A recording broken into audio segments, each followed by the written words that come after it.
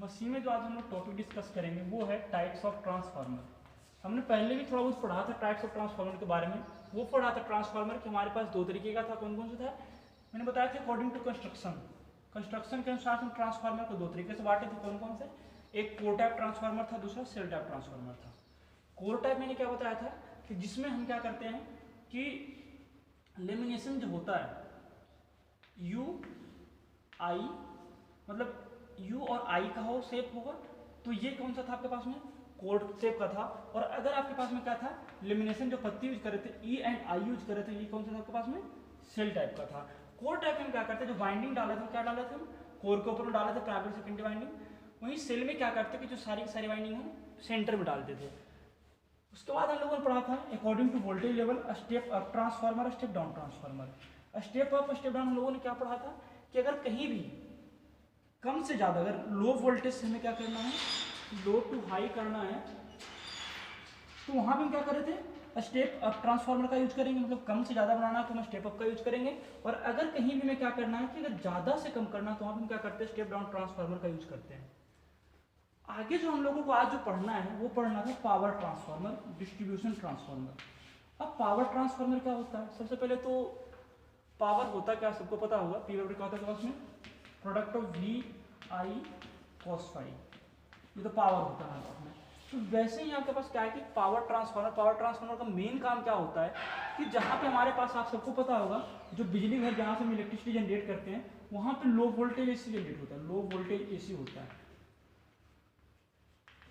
अब वहाँ से हमें क्या करना पड़ेगा, उसको हाई बनाना पड़ेगा। तो उसके लिए हम क्या करते हैं, ट्रांसफार्मर का यूज करते हैं। तो अब जो पावर ट्रांसफार्मर होता है वो क्या होता है कि अगर ज़्यादा लोड है तब तो ये क्या रहेगा आपके पास में, ऑन रहेगा। जैसे ही हमारे पास लाइट लोड होगा तो ये ट्रांसफार्मर को क्या कर देते हैं, डिसकनेक्ट कर देते हैं। और इसको हम लगाते कहाँ पे, इसको लगाते हैं जनरेटिंग स्टेशन में, जहाँ पे हम बिजली जनरेट करते हैं। जनरेटिंग स्टेशन में हम क्या करते हैं, पावर ट्रांसफार्मर का यूज करते हैं।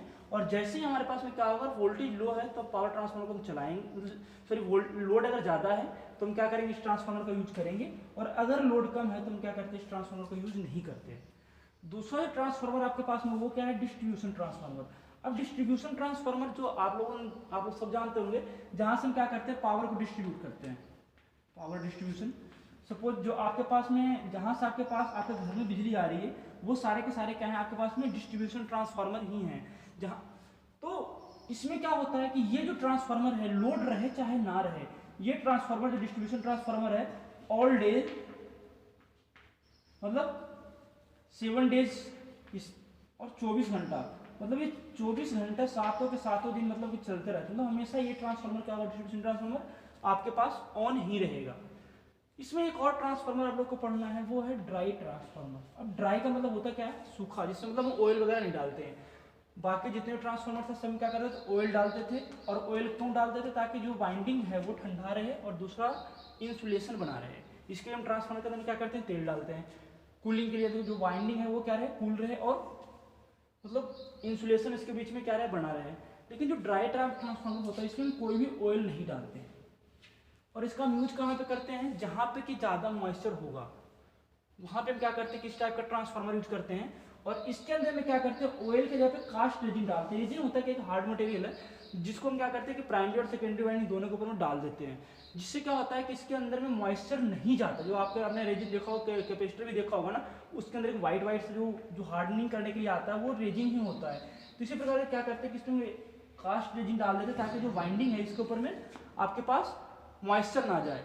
और इसका जो रेटिंग है, मतलब रेटिंग लिखे तो ये 25 kV से लेकर के 12,500 kV तक के लिए ट्रांसफार्मर आपके पास में अवेलेबल है।